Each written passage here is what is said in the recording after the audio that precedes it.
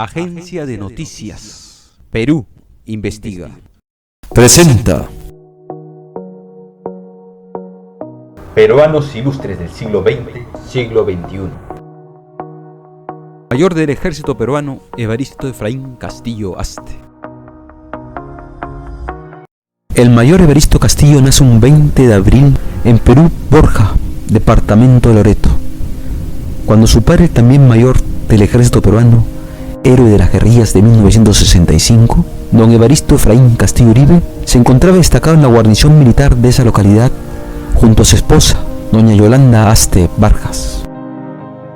Realiza sus estudios de inicial en el Colegio Parroquial de Zarumilla, en el departamento de Tumbes, y sus estudios primarios en el Colegio de Santa Marina de la Provincia Constitucional del Callao. Parte de sus estudios secundarios en el Colegio San Miguel, en el distrito del mismo nombre de la ciudad de Lima, y en el Liceo Santa Fe de la ciudad de Buenos Aires, capital de la República Argentina, por los estudios militares que realizaba su padre en ese país. Al volver al Perú, por propia iniciativa, ingresa al internado del prestigioso Colegio Militar Leoncio Prado, en el distrito de La Perla, Callao, a pesar de tener que volver a repetir el tercero de secundaria. Lamentablemente, en los primeros meses de ingreso al colegio militar, pierde a su padre, quien muere realizando actividades de su cargo como subdirector de la Escuela de Comandos en el cuartel Comandante Espinar número 19, en Lima, en el distrito de Rímac. Tras toda adversidad, por el padre ausente, con una madre viuda y 4 hermanos, acabaría los 3 años de internamiento del colegio militar, graduándose después en la Escuela Militar de Chorrillos. Su carrera militar brillaría por su liderazgo, honestidad y eficiencia, sumada a su férrea voluntad demostrada durante su servicio en lugares de difícil geografía de la costa, sierra y selva del Perú. Su espíritu de trabajo en las unidades militares, como el BIN 33 en 1975 a 1976 en Puno, BIN 35 1977 a 1978 en Tacna, BIP 39 en 1979 en la fortaleza de Real Felipe en la provincia constitucional del Callao, Escuela Militar de Chorrillos en 1980 como instructor, BIN 43 1981 a 1982 en Pampas, Huancavelica, BIN 5 Catedral de la Infantería en 1983 en Tumbes, Zarumilla, en la Gran Unidad 32 Brigada de Infantería en Ciudad de Trujillo en 1983, BIN 324 y BCG 324 Chocope en el Departamento de la Libertad en 1984, Batallón de Servicios El Milagro en 1985, Estado Mayor Quinta DIS 1986, Cuartel General del Ejército en Lima, en la Oficina de Información del Ejército en 1987 a 1988, Ministerio de Defensa en Lima en 1989 a 1990, en el Frente Huallaga 1991-1992. Su espíritu de trabajo impregnado en las unidades militares a su cargo y el trato justo a sus subordinados, demostrados en los ascensos profesionales en el arma de infantería del ejército peruano, adjuntos además de los diversos cursos nacionales e internacionales de formación, serían parte complementaria del forjamiento de su vida junto con su mística familiar e intelectual, basados en sus costumbres, a la buena lectura y experiencias de vida.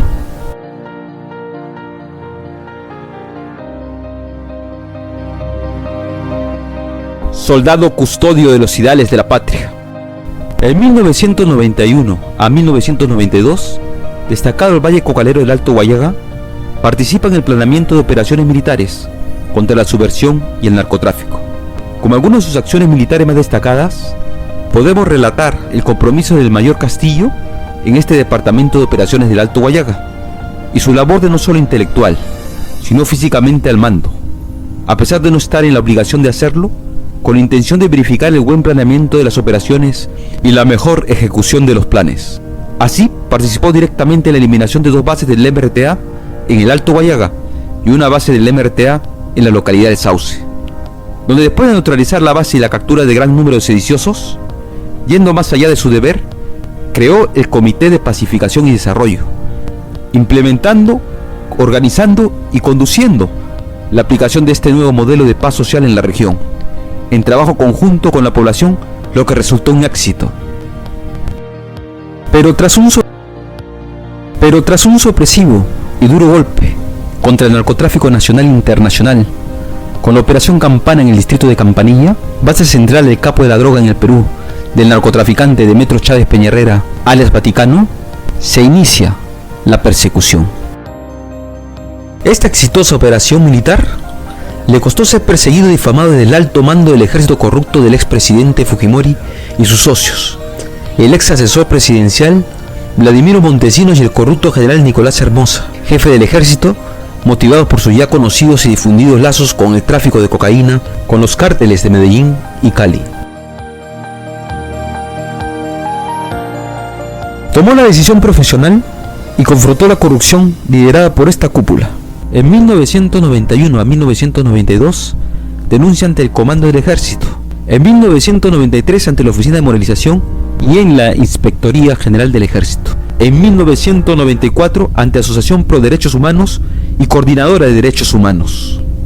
Tras oídos sordos de la justicia y su complicidad con el gobierno, denuncia ante medios de comunicación pública, como en el prestigioso programa En Directo del reconocido periodista Alfredo Barnechea, y otros medios de comunicación como la revista Caretas, el diario La República y otros que repercuten en medios de comunicación escritos y televisivos internacionales, como la CNN y la BBC de Londres. Este poderoso cártel político-militar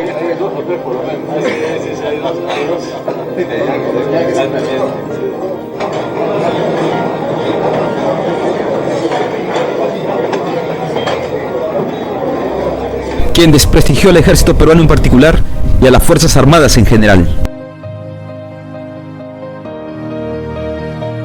que dispuso su baja del ejército, la persecución a su familia y su asesinato, provocó que de las Naciones Unidas se dispusiera su asilo político en el Reino de España. Ya en el asilo político se entrevistaría con el presidente del gobierno español, Felipe González, y con altas autoridades del gobierno, que le darían la bienvenida y el respaldo de seguridad para él y su familia. Asimismo, sería invitado a la Convención Nacional contra el Narcotráfico, convocada por el candidato José María Aznar, quien luego sería jefe del gobierno español. En Madrid iniciaría una vida familiar y de estudios en la sociedad europea, como la Sociedad de Estudios Internacionales CENI, además de invitaciones de sectores políticos, como congresistas, partidos políticos, peruanos en el exilio y organizaciones sociales como ONGs y entidades estatales, que buscarían su apoyo por su experiencia en la lucha contra el narcotráfico. Entre ellas, la Fundación contra el Narcotráfico, presidida por la Reina de España. El 20 de abril de 1996, en la ciudad de Madrid, España, son convocados ciudadanos peruanos al local de la Asociación Pro Derechos Humanos, ubicada en la calle Ortega y Gasset, número 77, segundo A. Entre ellos, Evaristo Efraín Castillo Castillo, analista político y periodista, y Pedro Estupiñán Balmaceda, empresario y director de medios de comunicación, con el fin de fundar el Partido Nacionalista. Sentadas las bases, el mayor Evaristo Castillo inicia actividades convocando eventos de discusión política, charlas y programas a los que asisten ciudadanos peruanos de diferentes ideologías, que por diversas razones se encontraban en la ciudad de Madrid. Así nace el Partido Nacionalista, que luego se convertiría en Alianza Revolucionaria Nacionalista, ARENA. Escribiría también el libro La Conjura de los Corruptos, quien a su término entregaría el original a la Casa Real Española, para salvaguardar el texto, recibiendo el agradecimiento de la corona por ese gesto. Este libro sería, años más tarde, consulta en diversas universidades nacionales e internacionales, como Oxford o Stanford, e instituciones públicas nacionales como el Congreso de la República Peruano, e internacionales como el Congreso de Estados Unidos de América. Tras cumplir casi 8 años de asilo político, recibiría la visita en Madrid del principal líder de oposición a la dictadura de Fujimori, el señor Gustavo Momellona, quien le comunicaría de un plan que implicaría a los demás miembros de la oposición para enfrentarse a la dictadura y que también consistiría en su regreso al Perú, donde sería recibido por congresistas de la oposición, quienes en una conferencia de prensa formalizarían su acogimiento a la tutela jurisdiccional del Poder Judicial Civil, garantizando así su vida. Pero esta situación no se concretaría, porque al llegar a Lima sería traicionado por congresistas topos del montesinismo y secuestrado por el Servicio de Inteligencia Nacional de Montesinos. Luego sería sometido a la justicia militar, a pesar de su condición de militar en el retiro y de ciudadano civil.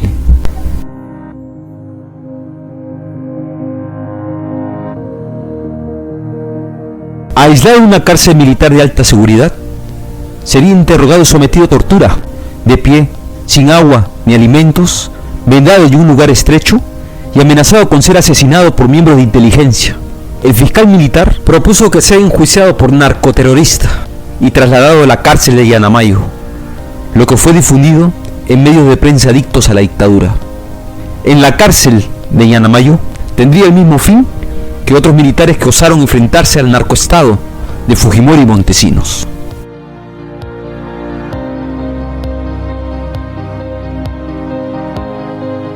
El habeas corpus, presentado por la Defensoría del Pueblo, fue denegado por el Poder Judicial, controlado por esta dictadura.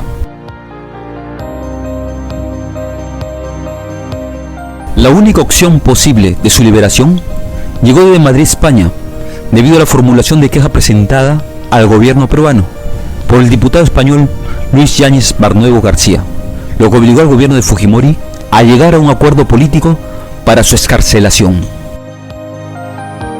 Este acuerdo político se consolidó en que el mayor Castillo, mediante un escrito elaborado en el Servicio de Inteligencia Nacional, negara sus denuncias públicas por la prensa, en particular las difundidas por el diario La República, y que sería recompensado con $30.000 y un pasaje de retorno a Madrid, España. Lo primero era de obligado cumplimiento.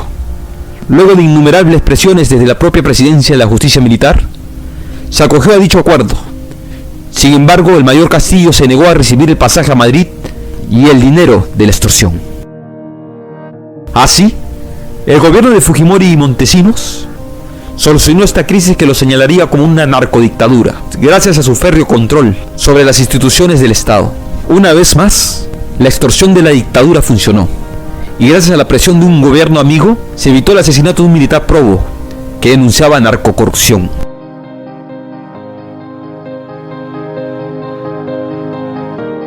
A pesar de la situación de peligro y de intimidación contra su vida por el Estado peruano raptado por Fujimori y Montesinos, se equivocarían nuevamente al querer callarlo. Su férrea voluntad y la verdad de sus denuncias volverían a tener una fuerte repercusión.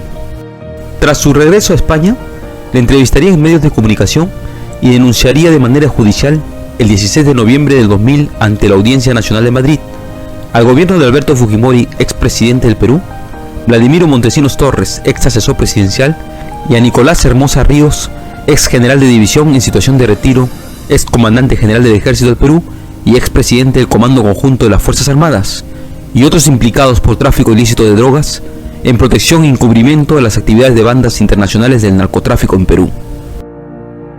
En el 2001, en Madrid, la Procuraduría Anticorrupción del Perú, presidida por el abogado José Ugaz, nombrado extrañamente por el propio gobierno de Fujimori para investigar los latrocinios de su gobierno, le enviaría por medio de la Embajada del Gobierno Transitorio Peruano al gobierno español un cuestionario de preguntas que para el mayor Castillo no significaría ningún avance ni aporte importante en la investigación por narcotráfico, lo cual el tiempo le daría la razón. Desistiendo de contestarlas, comunicaría a la Procuraduría que regresaría a Lima a cumplir con su deber. Ya en Lima, Perú, encontraría una situación política bastante incierta, por lo que realizaría la primera denuncia formal contra Vladimiro Montesinos Torres, Nicolás Hermosa Ríos y otros implicados en la Fiscalía Provincial de Lima por tráfico ilícito de drogas, el 7 de marzo de 2001. Sorprendida la Procuraduría, esta decidiría absorber la denuncia del mayor Castillo, adjuntándola como propia, siendo ellos los únicos titulares de la misma, designándolo como testigo principal del Estado peruano en el caso de narcotráfico. Ser testigo del Estado peruano significó para el mayor Evaristo Castillo seguir solo contra el mundo, por una tenaz y encarnizada lucha durante largos años para sostener sus denuncias, por el cambio constante del encargado del caso en la Procuraduría, por la asistencia a los juzgados sin abogado y por la total desidia de los responsables y supuestos titulares de la denuncia, que concluyó con un juicio donde la mayoría de testigos cambiaron sus testimonios, exculpando a militares narcos y al propio Montesinos.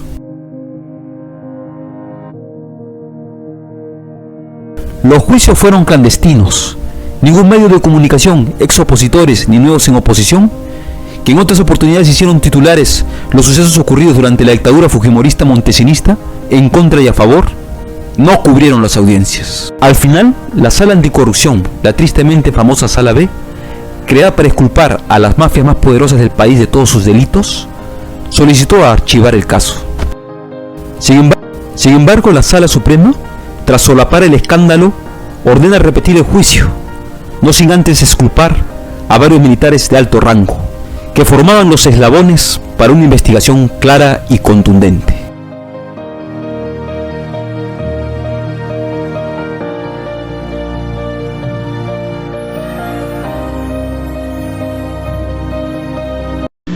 Estimado mayor, ¿cómo está? Buenas tardes. Buenas tardes. Yo quería agradecerle antes que nada por la invitación, ¿no? Hoy en día, hace 5 años teníamos 25.000 adictos, ahora tenemos 160.000, ¿no? Hace 5 años no se sabía de mucho consumo en los colegios, ahora se puede afirmar que 500.000 escolares en el Perú han consumido o pasta básica o cocaína. ¿Y qué pasó con tu labor, a propósito, retornando en el tiempo pasado? Usted tenía un cargo importantísimo en el Alto Guayaga en la erradicación del narcotráfico. Bueno, fíjese, el año 91 y 92 yo era un mayor del ejército con 37 años, ¿no? Y fui cambiado al Alto Guayaga como jefe de operaciones, ¿no? Y ahí comenzó, pues, estamos hablando del régimen de Fujimori. De Fujimori, ¿no? Del general Nicolás Hermosa y del poderoso Vladimiro Montesinos. Nicolás, el general victorioso. Entonces, cuando llegamos a la zona a combatir, a lo que nos habían enviado a combatir, nos encontramos con que no, pues en la realidad no se combatía, sino había complicidad. Por eso yo ahora en estos días que escucho que se emiten opiniones y un montón de opiniones y todo el mundo dice y ataca, ¿no?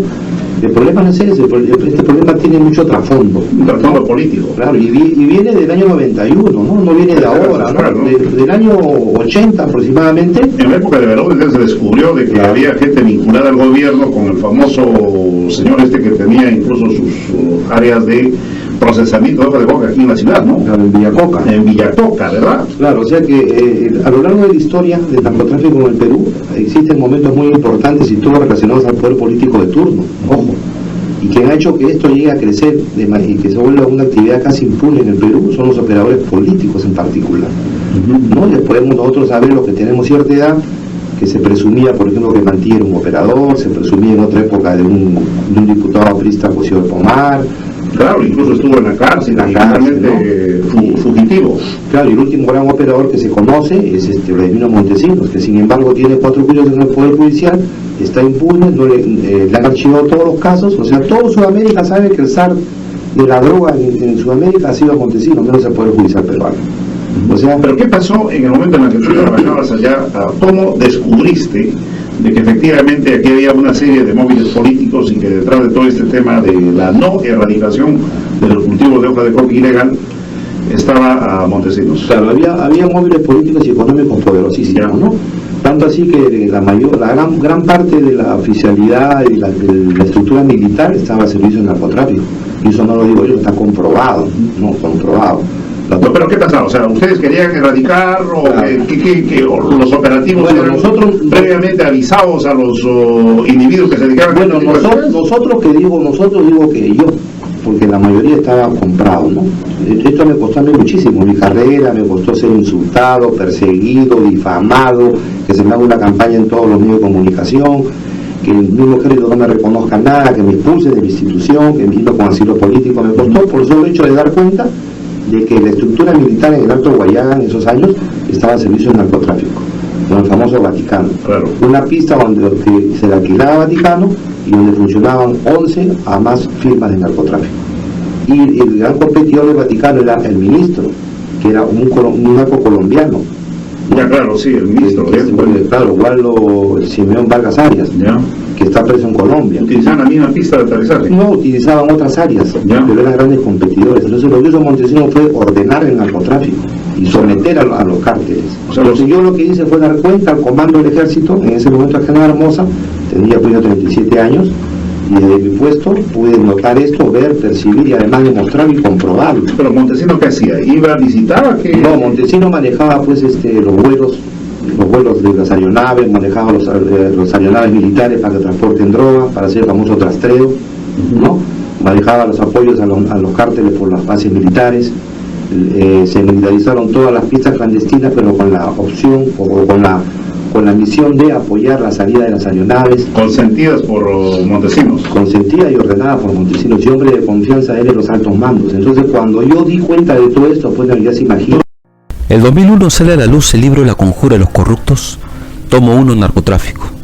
Luego de pasar por 21 editoriales que no querían comprometerse contra el poder ni contra los poderosos, o publicarlo con la condición de censurar partes del mismo, o borrando hechos y nombre de personas implicadas por ser sus allegados. Libro testimonio y de relato de hechos graves de militares, empresarios, políticos y allegados al poder económico con el narcotráfico nacional e internacional. Libro que ha trascendido frontera como consulta de la problemática latinoamericana del narcotráfico y la corrupción. El Congreso de la República, en la primera legislatura ordinaria de 2001, quinta sesión, expone la Ley 27.534, de fecha 20 de octubre, con los siguientes argumentos. Este proyecto de ley es un acto de justicia y reivindicación moral para muchos peruanos que actuaron no solo al último momento, sino actuaron y lucharon a lo largo de todos los años de dictadura contra el régimen de oprobio que pretendió someter al Perú. Son verdaderos héroes cívicos del país, que no han pedido ni medallas, ni diplomas, ni reconocimientos, y siguen combatiendo por la democracia y el Perú. Por ejemplo, la denuncia del narcotráfico en el ejército que el mayor Evaristo Castillo denunció y tuvo que emigrar hasta España. Esta exposición culminaría nombrándolo como defensor del Estado de Derecho y de la democracia, respaldando además sus derechos funcionales y laborales en su artículo 5 de la ley. Lo que se lograría solo en el papel, porque las 3 prevaricaciones del Consejo Supremo de Justicia Militar, el ejército continúa negándole sus derechos constitucionales con respaldo del Poder Judicial y el Tribunal Constitucional. El 8 de marzo de 2002, en el auditorio del Congreso de la República del Perú, José Faustino Sánchez Carrión, la Federación de Periodistas del Perú, mediante la Federación de Periodistas de Lima, le otorga la diploma y la medalla de honor por excelencia de gestión por el país, mérito a su trayectoria profesional, persistencia moralizadora y defensa del sistema democrático en el Perú.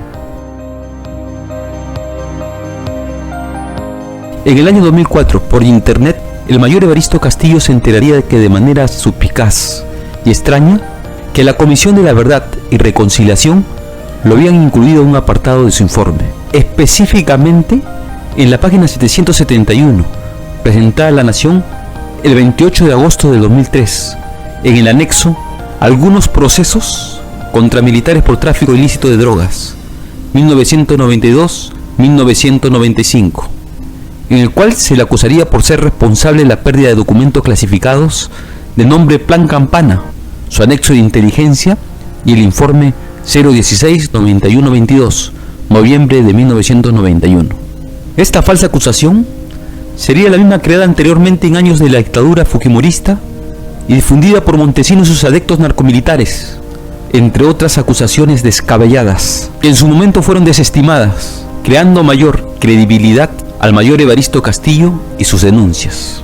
El mayor Evaristo Castillo enviaría una carta notarial que se extendería en 2 cartas con sus respectivas respuestas, solicitando al presidente responsable de dicha comisión, el señor Salomón Lerner Febres, una rectificación al texto y a la página web vinculada a la misma, la cual resumiendo dice lo siguiente: señor Lerner, 2 cosas puntuales. Jamás he sido investigado, denunciado ni procesado por tráfico ilícito de drogas, ni en el fuero militar y menos en el fuero civil. Como usted podrá notar, el motivo que se aduce para mencionarme en esa lista no guarda relación con el tráfico ilícito de drogas. En todo caso, en el supuesto negado, sería delito de infidencia. Por lo tanto, lo afirmado y difundido en este punto es falso, difamatorio y calumnioso.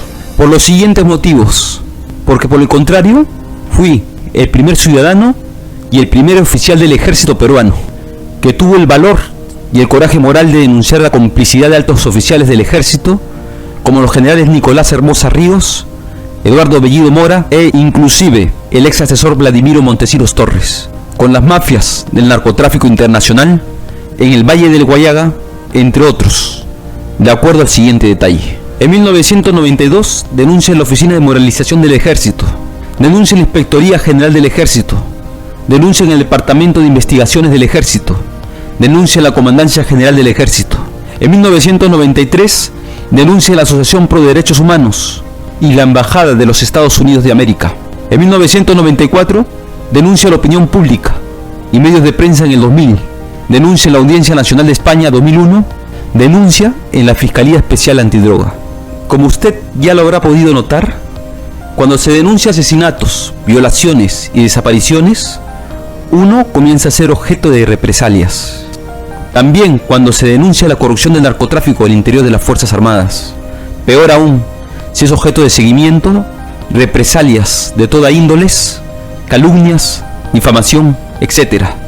en contra de uno y de su familia, lo que me obligó a vivir como asilado político en Madrid, España, al igual que mi esposa y mis hijos, durante más de 5 años, encontrándose aún parte de mi familia en esa condición en dicha nación. Todo el poder corrupto contra una familia peruana. Se truncó mi joven carrera y viví un sinnúmero de experiencias que a nadie se las deseo, que aún sigo viviendo y que sería largo de relatar. Sin embargo, no me arrepiento de mi actitud honesta y valiente. Por el contrario, la volvería a repetir y con mucho más coraje. Todo es cuestión de principios y de valores morales. Cuando uno los lleva a la práctica, fluyen los enemigos por todo lado, aliados del sistema corrupto que todavía vivimos en la patria. Actualmente, soy testigo principal del Estado peruano en el expediente número 024-2001, que se refiere a los sucesos de la corrupción del Valle del Guayaga por tráfico ilícito de drogas y colusión entre militares montesinos y las firmas de la droga. De allí, la intensa campaña que usted podrá haber visto en algunos medios de comunicación contra mi persona, a fin de desprestigiarme y anularme mi condición de testigo, lo que no podrán porque la verdad siempre se impone. Señor Lerner, nunca jamás he sido siquiera investigado y menos denunciado y o procesado por tráfico ilícito de drogas. Al contrario, fui sometido al Consejo de Investigación para Oficiales Superiores por mis denuncias contra mis superiores por tráfico ilícito de drogas, y luego calumniado, difamado y perseguido como represalia por mis denuncias puntuales, inventándome delitos que jamás había cometido, a fin de ser separado del ejército, mi denuncia neutralizada. Y son muchos los hechos que podría relatarle. Todo lo afirmado en esta carta, estoy en condiciones de demostrárselo con documentos oficiales del propio ejército y del Estado peruano, para que así usted pueda pedir cuentas a la persona que le confió la confección de esta parte del informe final de la Comisión de la Verdad y Reconciliación, y que a mi parecer se ha burlado de usted y lo ha engañado en defensa de algún interés subalterno o en cumplimiento de una consigna, ya que el error no es posible por la ausencia total de argumentos.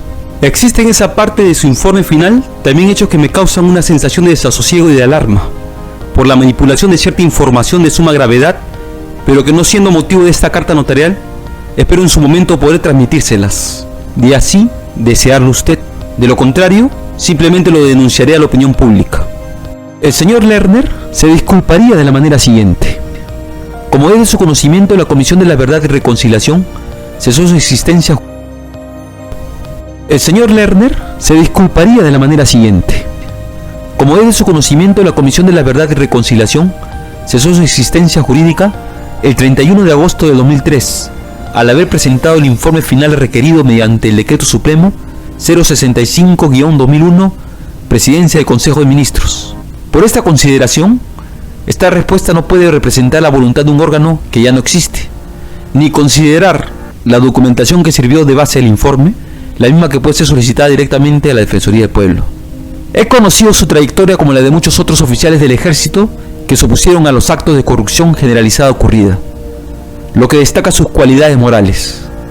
En consecuencia, si la información aparecía en el referido apéndice la ha agraviado, recibe usted mis personales disculpas, reiterando que la Comisión de la Verdad y Reconciliación se limitó en este caso a consignar información producida por instancias oficiales. Tras esta respuesta, el mayor Evaristo Castillo le enviaría otra carta notarial, respondiéndole entre otras cosas lo siguiente: demostrar que yo nunca fui acusado, investigado ni procesado por tráfico ilícito de drogas es solo cuestión de voluntad y de compromiso con la verdad. No existe ningún motivo que justifique que un ciudadano honesto sea difamado y calumniado de manera oficial por el propio Estado y la democracia que defendió y defiende tan obstinadamente. Agradezco sus sinceras palabras, mas no me satisface sus disculpas, porque no guardan proporción con el daño que está causando a mi honor y prestigio, y al de mi familia. Cada día que pasa es un día de afrenta. En conclusión, en consecuencia con las convicciones que le expreso en líneas anteriores, le reitero mi pedido para que, en respeto a las leyes, al Estado de Derecho, a la democracia y además por respeto a la verdad, se rectifique esa información calumniosa y difamatoria. Lo cual, el señor Lerner respondería en resumen lo siguiente. Sobre en particular, reitero a usted el contenido de mi carta notarial de fecha 19 de octubre en los siguientes términos. El contenido de lo presente es de carácter estrictamente personal, debido a que la Comisión de la Verdad y Reconciliación cesó en su existencia legal el 31 de agosto de 2003.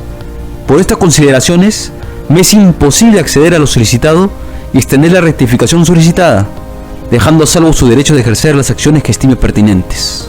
Atentamente, Salomón Lerner Febres. La respuesta del mayor Evaristo Castillo sería la siguiente. Permítame transmitirle alguna de mis convicciones sobre su respuesta. Considero que el trabajo tan importante y trascendental en la vida de la nación que realizó la Comisión de la Verdad y Reconciliación ha revestido a sus miembros una responsabilidad histórica y ética que nadie puede negar, habida cuenta que en el informe final de la Comisión de la Verdad y Reconciliación se han registrado y afirmado hechos y sucesos que describen de manera supuestamente imparcial historias que narran ejecuciones extrajudiciales, desapariciones forzosas, torturas, violaciones, asesinatos, abuso de poder, corrupción, narcotráfico y toda clase de tropelías en total dictadura, y abusando del poder que los ciudadanos peruanos les delegamos, entre ellos usted y yo, para que con el imperio de la ley, del Estado de Derecho y en democracia se pacifique la nación. No puede ser posible que ahora, como ya acabó el mandato de la Comisión de la Verdad y Reconciliación, nadie asuma la responsabilidad de lo que ahí se afirma. Entonces, ¿quién va a ser responsable ante la historia de nuestros descendientes de las investigaciones realizadas? ¿Nadie? ¿Porque ya acabó el mandato? ¿Porque la Comisión de la Verdad y Reconciliación ya no existe? Los miembros de la comisión siguen siendo los únicos responsables del trabajo que ahí se refleja, y serán responsables ahora y siempre de lo que ahí se afirma, incluso de lo que transcribieron de la información remitida por entidades oficiales tales como el Poder Judicial y el Consejo Supremo de Justicia Militar, porque también era su deber verificar esa información y detectar falsedad, actuar en consecuencia, antes y ahora, es decir, denunciar los hechos y a los responsables de proporcionar información falsa y o tergiversada. Además, para eso contaban con infraestructura y medios materiales y económicos necesarios y suficientes para así hacerlo. Lo demás podría ser descuido y o negligencia, y esto último también habría que asumirlo. El mayor Evaristo Castillo iniciaría una demanda que concluiría que la Comisión de la Verdad y Reconciliación y la Presidencia del Consejo de Ministros, como responsables, publicarían la rectificación de la falsa imputación en el Diario Oficial del Peruano. Sería requerido el mayor Evaristo Castillo en diversos años por las comisiones de investigación del Congreso de casos de corrupción y narcotráfico del gobierno de Fujimori, quienes sustentarían con sus testimonios y pruebas sus investigaciones, siendo estas la Comisión de Investigación del Narcotráfico del Congreso Constituyente Democrático, año 1993.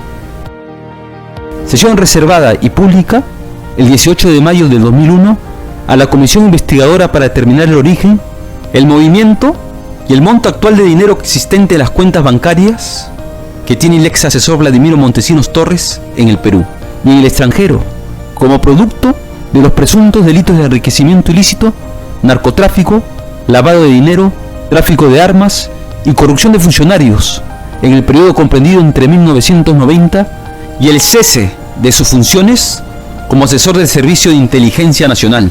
Conocida la comisión como Comisión Weizmann, quien declararía lo que el mayor Evaristo Castillo siempre denunció en voz alta, que el régimen de Fujimori era un narcoestado.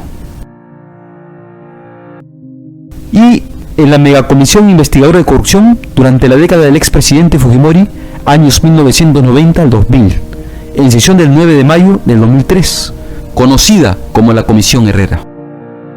La corrupción infiltrada en las instituciones prevarica contra la ejecución formal de la ley, en su restitución de sus derechos, precios que se paga cuando se enfrenta a la corrupción casi generalizada en el Perú de hoy.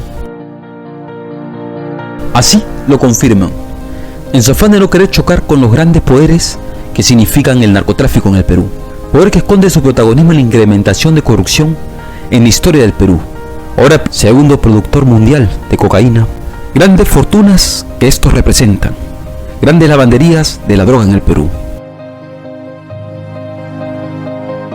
Después del timorato y frustrado proceso anticorrupción contra Fujimori y sus socios, estos hoy en día reciclados y de distintas esferas continúan ejerciendo todo su poder político y económico contra los intereses nacionales, múltiples negociados de por medio.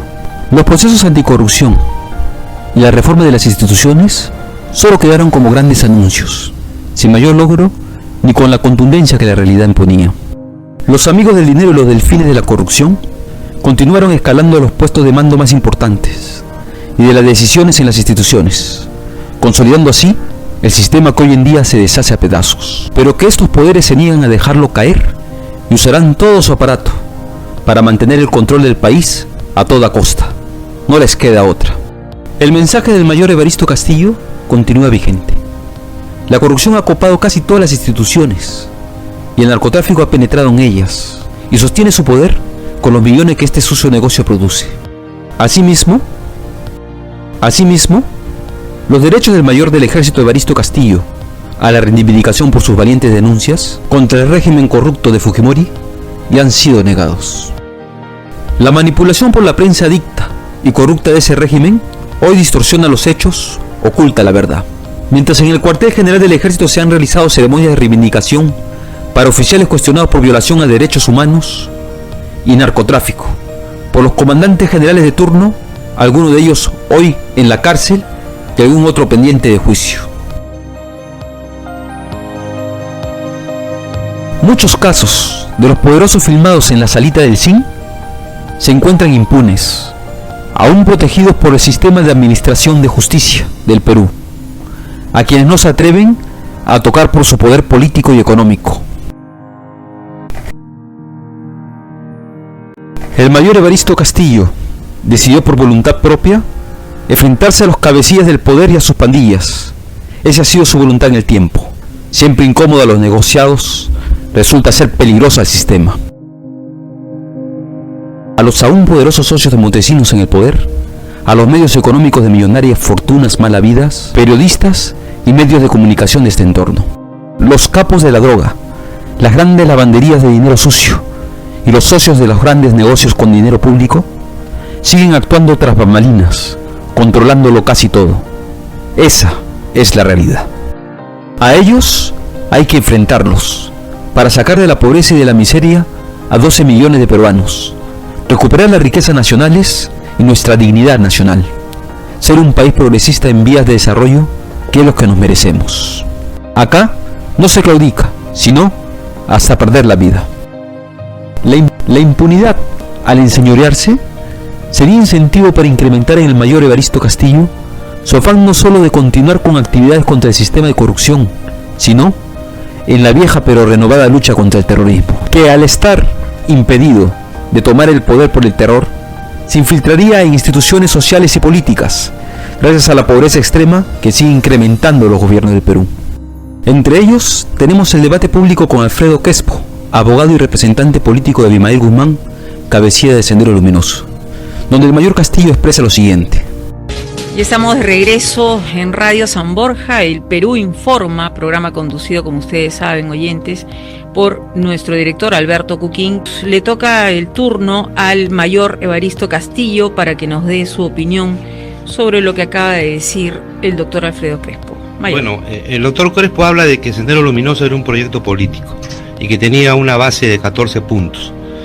Pero bueno, ellos tuvieron oportunidad de exponer esa base durante 20 años de guerra, de terrorismo que hemos sufrido los peruanos, pero nunca lo hicieron. Lo que hicieron fue agarrar un fusil y comenzar a matar a todo lo que se movía, ¿no? Entonces la estrategia política de un partido político es política. Las armas no son una estrategia política. El coche bomba no es estrategia política. Agarrar a un oficial en la calle que porque viste uniforme, meterle 4 rodas en la cabeza delante de su familia, eso no es estrategia política. O irse a un pueblo, cerrarlo y separar mujeres, niños y masacrarlos, violando mujeres y otras cosas más, eso no es política. Entonces el Estado peruano, timorato, yo lo llamo timorato, tonto y pasivo, le faltó reacción. Porque nosotros, la Fuerza Armada, tenemos para terminar con este movimiento en 5 años. Pero hubieron otras cosas que son motivo de otra conversación, que permitieron de que este tema, de este terrorismo nos ensangrentara y matara a miles de jóvenes y enlutara a miles de hogares. Lo que pasa es que nos hemos olvidado muy pronto, ¿no? Y Sendero Luminoso sigue siendo Sendero Luminoso, por más movadefo o por más siglas que se pongan, ¿no? Ya sé que son nuevos tiempos, ya sé que no hay que guardar rencor, pero la verdad, solo la verdad nos hará libres, ¿no? Entonces acá estamos discutiendo sobre la verdad, no sobre opiniones. Y todavía hay miles de hogares peruanos que están clamando justicia. Entonces no podemos dar amnistía. La amnistía sería igual a impunidad. Diversos libros de actualidad de trascendencia nacional e internacional. Diversos libros de actualidad de trascendencia nacional e internacional escribirían sobre el accionar del mayor Evaristo Castillo en su actitud contra la corrupción y el narcotráfico. Como Bandido Fujimori y el autor Raúl Wiener, El espía imperfecto de los autores Sally Bowen y Jane Holligan, Pequeños dictadores del autor Luis Felipe Gamarra, Perú, los senderos posibles de los autores Hernando Calvo Espina y Kathleen de Clerc, Historia de la corrupción en el Perú del autor Alfonso W. Quirós y otros. En el 2022, Salomón Soria, un exoficial de la Policía Nacional del Perú, residente en Estados Unidos, publicaría en inglés un libro cuyo título traducido al castellano es El sótano desconocido, en el cual narra uno de los planes para asesinar al mayor del ejército peruano, Evaristo Efraín Castillo Aste, en los años de la dictadura fujimontesinista. Esta consistiría en una falsa información salida de la oficina de prensa del Palacio de Gobierno, la cual el mayor Evaristo Castillo estaría vinculado con el movimiento subversivo MRTA, siendo este motivo suficiente para respaldar a un comando de la muerte por medio del Servicio de Inteligencia Nacional, que funcionaba en el cuartel general del ejército, conocido como el Pentagonito, para la ejecución del oficial. Tras enterarse del propósito, la orden de la difusión de la noticia fue tomada verbalmente en todas las unidades policiales, porque ningún jefe policial quiso transmitir la orden escrita porque conocían el prestigio y su labor de mayor Evaristo Castillo contra el narcotráfico. Su opinión sobre corrupción, narcotráfico, terrorismo y diversos temas de interés nacional en medios de comunicaciones escritos, radiales, televisivos, en multimedia, locales, nacionales e internacionales, sus conferencias en universidades con argumentos e ideas contundentes, son las trincheras de batalla junto con sus libros, La conjura de los corruptos en el 2001 y 1965 Guerrillas, la batalla madre, publicado en el 2020. Se dedicaría también a organizar y reorganizar el Partido Nacionalista en el Perú, el cual en 2005 definiría con el nombre de Alianza Revolucionaria Nacionalista, ARENA, ya que el nombre del partido así como la ideología y su doctrina fueron usurpados y copiados por grupos políticos con distinta ideología, doctrina y pensamiento ajeno al nacionalismo. Tras años de lucha, hoy ARENA se encuentra a un paso de su formalización, con el mayor del ejército peruano en retiro, Evaristo Castillo a la cabeza, acompañado de los mejores hombres que quieren ser protagonistas en su sociedad para fundar un Perú revolucionario, la revolución en las urnas.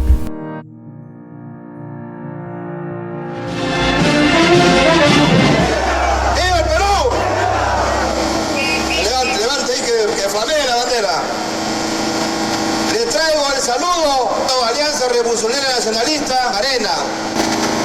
Quiero primero saludar a todos los gremios, a los gremios que estuvieron en la organización, a los gremios que están presentes. ¿Dónde está la riqueza? ¿Quién ha crecido? Los políticos. ¿Quiénes han crecido del Perú? ¿Han crecido eso? Los ricos. Pues nosotros cada día somos más pobres. Es cierto, acá no se ha venido a invertir sino a ser negociado.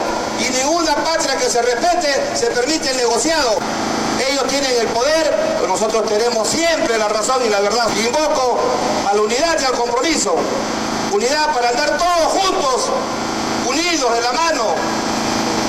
Y compromiso para cumplir nuestras palabras, para no pedir votos en campaña y después que llegamos allá nos dedicamos a la Dolce Vita y a engordar y a manejar toda la noticia. Eso se acabó, esto se va a terminar porque el pueblo va a comenzar a legislar. ¡Viva el Perú! Mi nombre es Evaristo Castillo, soy un ciudadano de la patria y nombrado defensor del Estado de Derecho por la República del Perú. Mi presencia acá se debe a que estamos asumiendo nuestro compromiso y nuestra obligación de manifestarnos con todas estas cosas que están sucediendo en esta patria. Y para darles un fuerte abrazo a todos aquellos jóvenes y aquellos ciudadanos que siguen saliendo a las calles, que han salido a las calles, muy especial a las familias que hoy en día tienen luto porque sus hijos cumplieron con un deber cívico que es responsabilidad de todos nosotros, de todos.